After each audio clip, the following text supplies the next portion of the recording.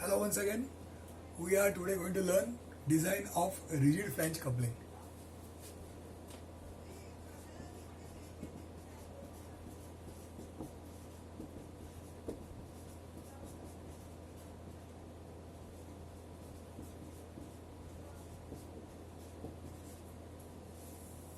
Rigid flange coupling. Now all of you know how the rigid flange coupling looks. As you have seen earlier, there are two shafts and these two shafts are connected to each other by a flange coupling. So there will be one coupling on this shaft, another coupling on this shaft, and these two couplings are what? Flanges. Flanges are something like this. Now these two discs coming from two sides, they are connected to each other with the help of nut bolts. Okay, so let's first draw the figure and then we'll see how it is to be designed.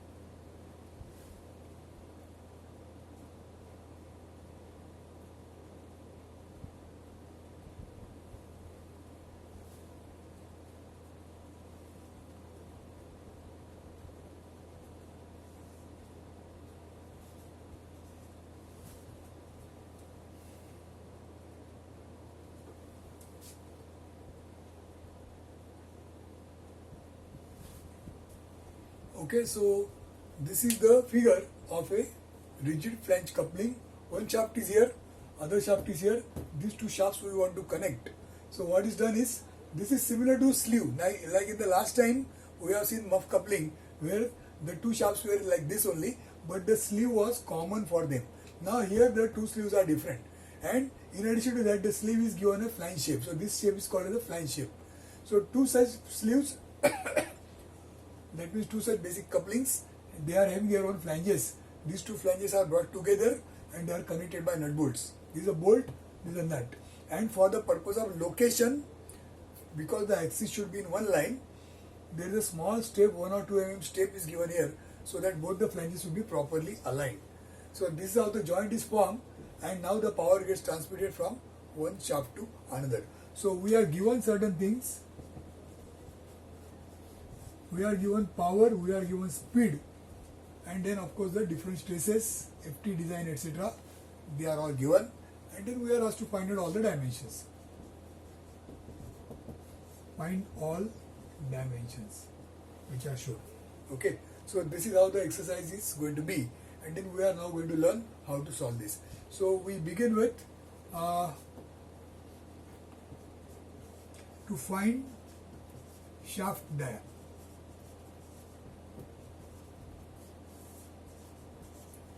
To find this diameter of the shaft, for which you require power, which is given as 2 pi nt by 60. So from this, as you know, P and N is given, so only T you have to find out. So you can easily find the torque that is acting on the shaft. How much is the torque acting here? Speed and, so all these things are now known. Power and torque and speed, everything is known. Torque was not there initially, but we have found it out from here. So having found out the torque, now we say that for the diameter of the shaft, pi d cube by 16 into shear stress design is equal to torque. This is the design equation which we have used many times. So this is going to give you shaft diameter. So you have found out the shaft diameter both sides. Having found out the shaft diameters, now the next thing is to design key.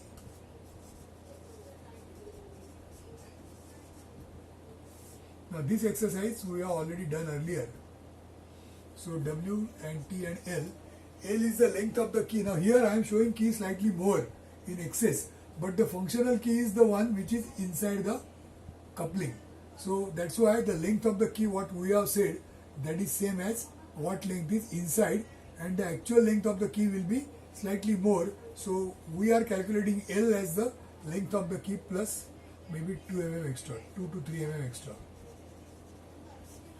So the length of the key will be what is required as per calculations is this much, and few millimeters extra, that is going to be the final size of the key which you can find out. So that is the design of the key and design of the shaft, which we have done many times. So I just showed it like this. Now let's see what is new here.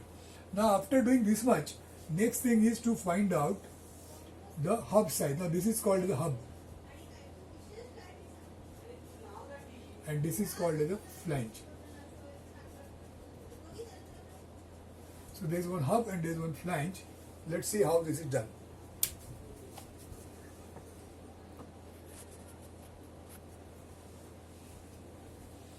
So now how to design this hub part, that we will see, which also is done earlier. So for the hub, I'll write here hub design. That means to find out the capital D, outside diameter. Now for this we have already written last time one formula. Torque is equal to something similar, pi d cube by 16, pi by 16 into F shear stress, and this d cube will be here written in a slightly different way. It will be d raised to 4 minus d raised to 4 upon capital D. Okay. Last time it was written 32 here and d by 2 here. So effectively it is again 16. Okay. So this is going to give you capital D. Find the diameter of the hub, outside diameter of the hub. So hub is like a hollow pipe. It has got outside diameter D and inside diameter that is the diameter of the shaft. So for the hollow pipe, this is the design equation that is given as the outside size of the hub. Now the next thing is some other sizes. Now here there are some empirical relations which are already available.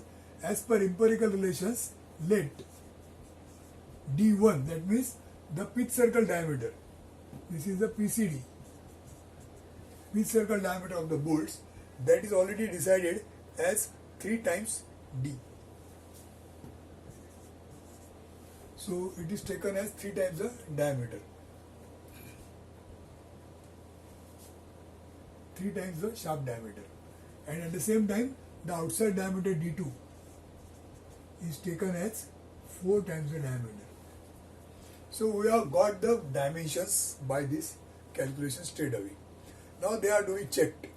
Now for checking purpose, we are doing something more. So in that, this will get automatically checked. Out of that, D2 has not got any significance. It's just for proportion. Only thing is it should accommodate the bolts. Other than that, this diameter doesn't have any meaning. It can be less, more, anything. Okay. But D1 is a diameter where the bolt is fitted. So that is the pitch circle diameter of the bolts. So that has got certain meaning. So let us try to find out whether the size which you obtained here. See, we have already obtained some sizes here. So whether this is correct or not, that we have to check, which we will do now.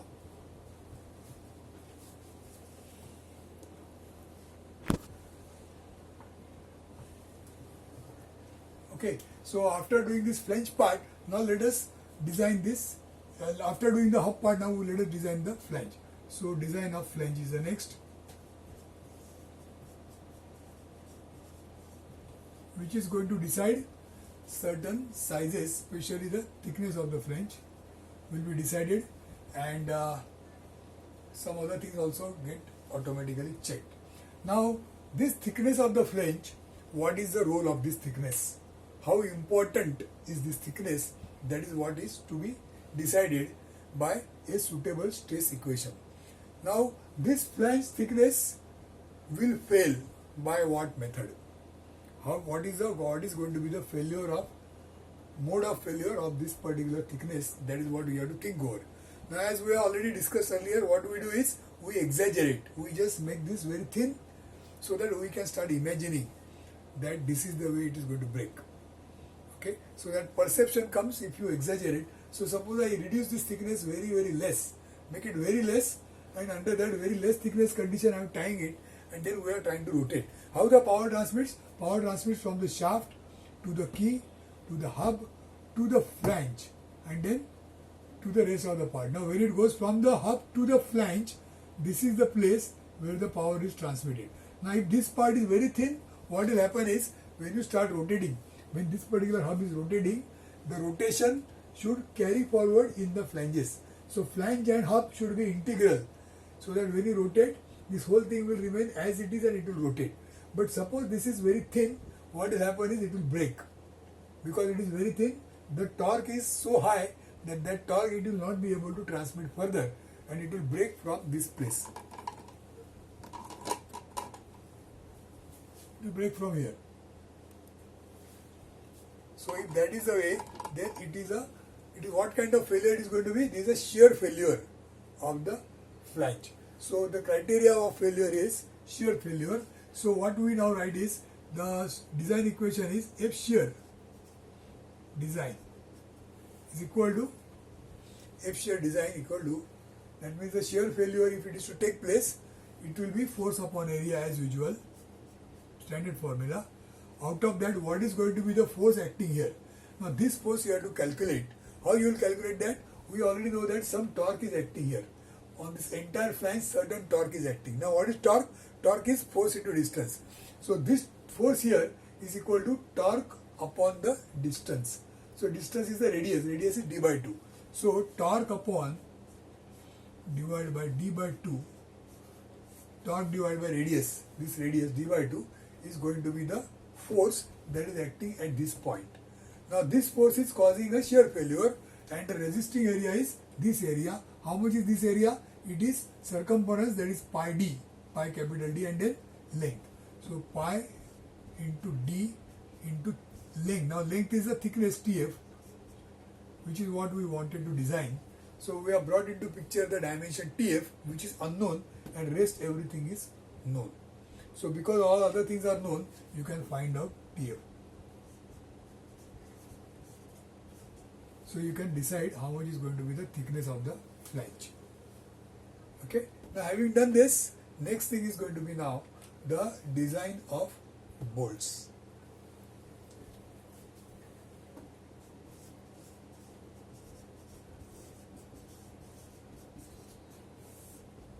Design of bolts. As you see here, there is one bolt here, nut bolt pair, one more nut bolt pair is here. Now how many such nut bolts are required, that is also to be decided. That is the number of bolts. How many number of bolts you require, that is decided. So let n be number of bolts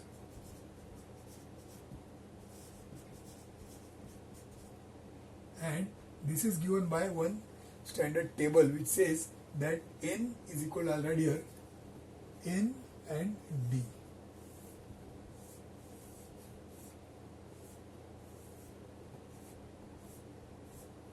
So for the shaft diameter less than 40, then 40 to 100,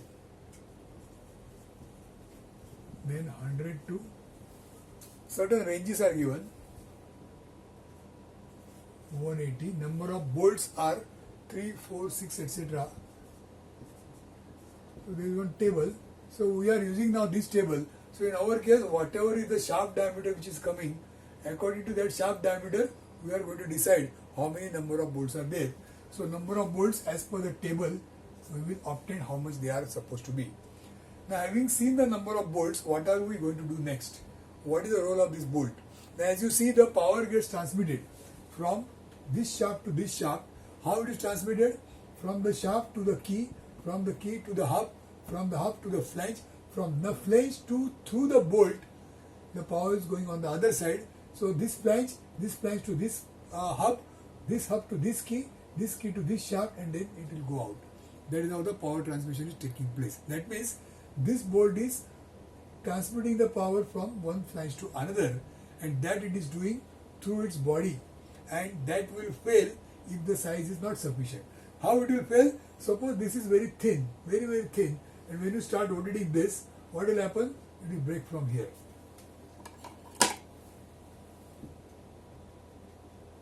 So that will be the failure of a bolt from there. And what kind of failure it will be? You are rotating like this, and the force is like this, area is along the force. So it is a shear failure of this bolt.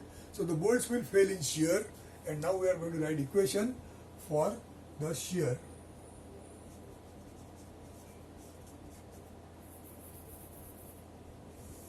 I am just writing fine TF here, and now here design of bolts continue. So the bolts are going to fail in shear. So shear failure of bolts design is equal to force upon area. Now what is the force acting at this place? Force acting at this place is torque divided by this radius now. So torque is the same torque, and now radius is d1. This is at d1, so d1 by 2. Last time it was d by 2, now it is d1 by 2 because this diameter is d1, pitch circle diameter. So that is the force acting on the bolts, and now the area of the bolt is pi by 4 dB square, pi dB square, dB is the diameter of bolt, pi dB square by 4, that is the area of one bolt, and like that there are n number of bolts. There are total n number of bolts. So this becomes a design equation for designing the bolts. Now in this equation, what is not known? Only the diameter of the bolt is not known. So you can find out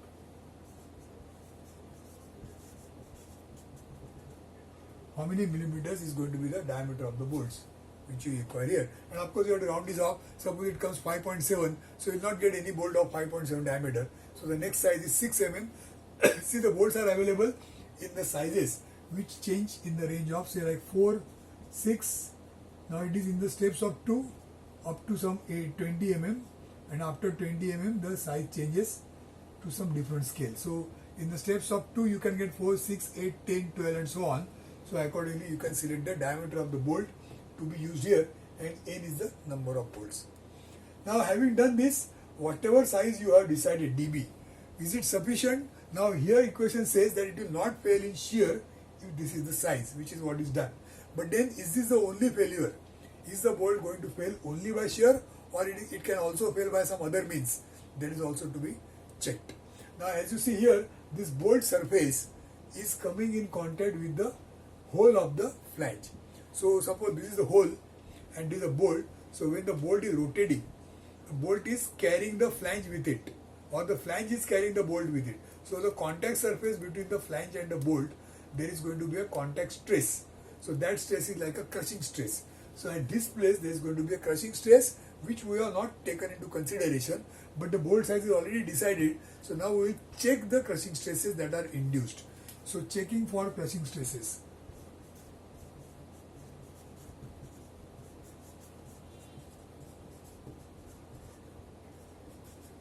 So F crushing induced is equal to force upon area. Now this crushing stress is equal to how much?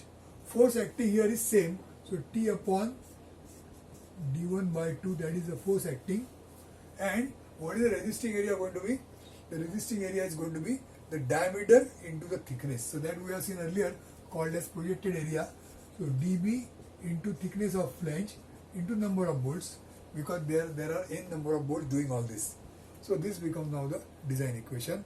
Now in this design equation you will see everything is already found out. So all the values are there. So you will be able to find out the crushing stress, which is called as induced stress, and this should be less than the design stress. If it is less,